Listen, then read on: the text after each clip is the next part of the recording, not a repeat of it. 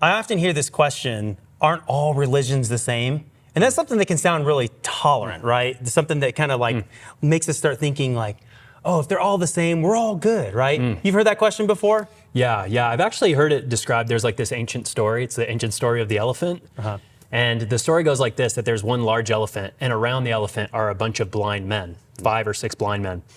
And one blind man, he's holding on to the leg of the elephant. The other blind man, he's holding on to the tail. Another one is holding on to the trunk. Another one's holding on to the tusks, the ears. And then when somebody asks them, hey, what is this creature that you're holding?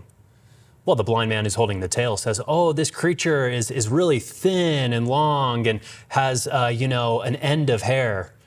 The person who's kind of touching the side says, no, this creature is broad and strong. The person holding the leg says, no, it's firm and it feels like the trunk of a tree. And the tusk says, no, it's sharp.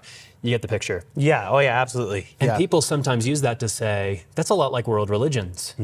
There's one God, one ultimate reality, but all the different world religions, whether or not it's Muslims, Hindus, Jews, Christians, etc., they are all like the blind men, just grabbing a different part of that ultimate reality, grabbing a different part of the God of the universe. Right.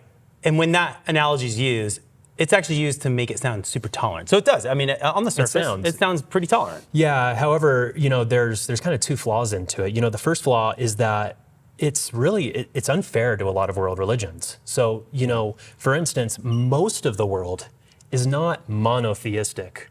Yeah. Most religions are actually polytheistic. Monotheism means that there's one God.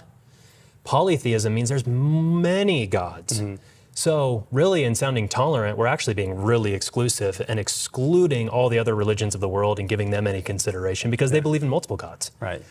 The second thing that also is problematic about it is that it also minimizes differences. It's actually unfair to people who have sincere religious convictions. It's a lot like us saying in the Western world or in the United States, hey, you're a Democrat, I'm a Republican, but we basically believe the same things. Yeah. Right? So even though it sounds really tolerant, even though it sounds really accepting, it actually kind of goes the other way. It's actually really exclusivistic.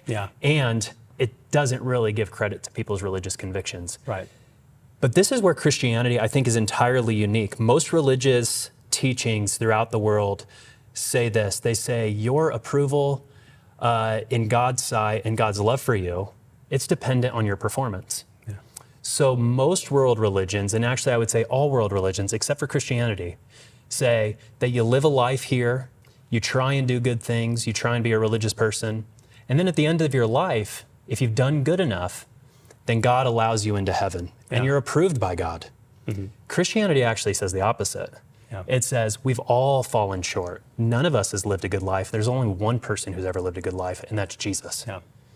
And instead of us doing all the good things and God approving us, what this says about Christianity, or what Christianity says, is God loves us, so he sent his son Jesus even when we were not lovable. Jesus lived a perfect life in our place.